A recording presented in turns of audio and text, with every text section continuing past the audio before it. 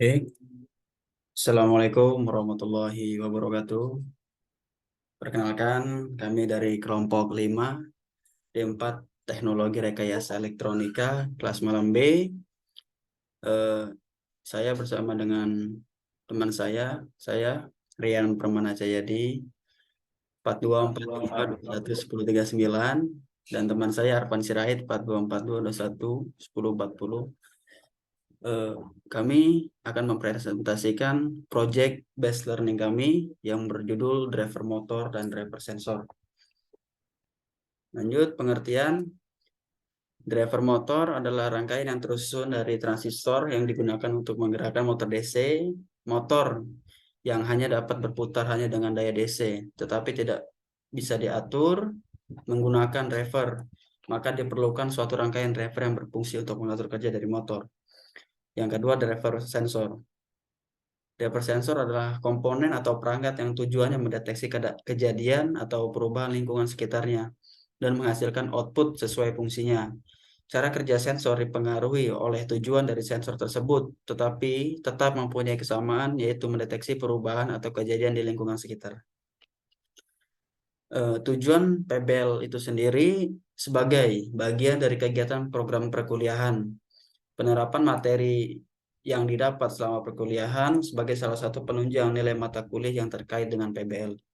Kaitan PBL dengan mata kuliah itu, yang pertama ada gambar teknik, yaitu mendesain rangkaian driver motor dan driver sensor. Yang kedua, dengan alat ukur dan pengukuran. Untuk memahami penggunaan komponen-komponen elektronika, pengecekan tegangan, arus, hambatan, dengan menggunakan multimeter atau alat ukur lainnya. Lanjut ke komponen dan alat yang kami gunakan selama proses pembuatan. Yang pertama ada IC L298N, jumlahnya 1 pieces.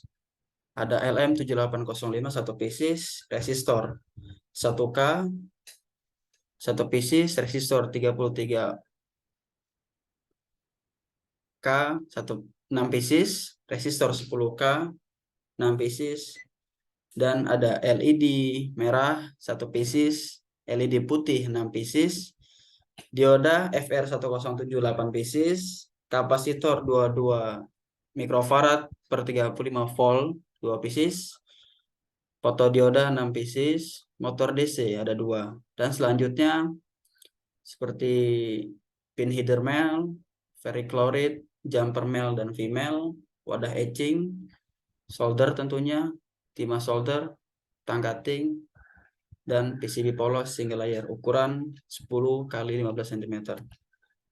Oke, kita masuk ke langkah kerja.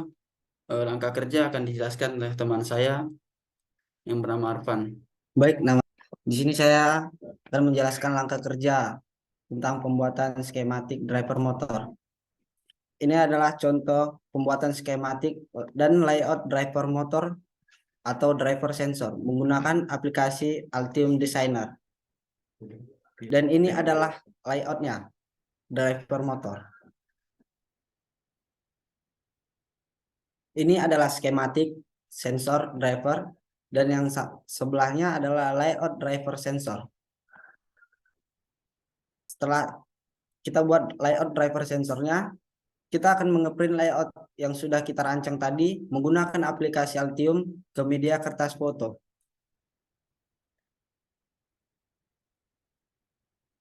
Berhubung waktu pengambilan BPH-nya lama keluar, kami menggunakan kertas media foto seperti ini. Next, mentransfer layout yang sudah di-print tadi ke media PCB dengan menggunakan setrika. Ini adalah cara yang kami gunakan. Dan hasilnya akan seperti ini. Setelah selesai menempelkan layout pada PCB, kita masuk ke proses etching. Sebelum melakukan etching, dicek kembali jalur yang menempel pada PCB. Sudah sesuai dengan layout atau belum. Kalau sudah, bisa langsung di etching. Kalau belum bisa, ditebalkan menggunakan spidol atau marker permanen. Proses etching ini bertujuan melarutkan tembaga yang tidak kita inginkan atau hanya akan meninggalkan tembaga sesuai layout yang kita buat tadi. Ini adalah proses sesudah di etching. Setelah pengetchingan selesai, selanjutnya masuk ke proses pengeboran PCB. Setelah PCB selesai dibor, selanjutnya masuk ke proses penyeldaran komponen dan pemasangan. Harus sesuai dengan letak komponen yang didesain di aplikasi Altium. Setelah selesai menyolder, jangan lupa untuk memotong sisa kaki komponen supaya tidak mengganggu saat proses assembly nanti. Timeline dari 28 November sampai ke 2 Desember, tepat di minggu ke-11 kami mencari referensi tentang driver motor dan driver sensor. Lanjut ke minggu 12 di tanggal 5 sampai 9 Desember, kami mulai mendesain electrical driver motor dan driver sensornya. Lanjut ke minggu 13, kami memulai melakukan pencetakan PCB.